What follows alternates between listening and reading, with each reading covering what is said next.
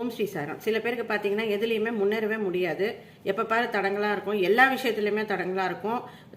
தொந்தரவு எனிமீஸ்னால, அதாவது சுற்றி இருக்கிற ஏதாவது ஒரு எனிமீஸ்னால தொல்லையும் இருந்துகிட்டே இருக்கும். அந்த மாதிரி இருக்கும்போது நீங்கள் என்ன பண்ணுங்கன்னாக்கா, ஏதாவது ஒரு வாரத்தில் ஏதாவது ஒரு நாள் ஒரு லெமன் எடுத்துக்கோங்க. எலுமிச்சம் பழத்தை 2ஆக கட் பண்ணிக்கோங்க. ஒரு சைடை மட்டும் எடுத்துக்கோங்க. அதில் 7 கிராம்பு சுருகுங்க.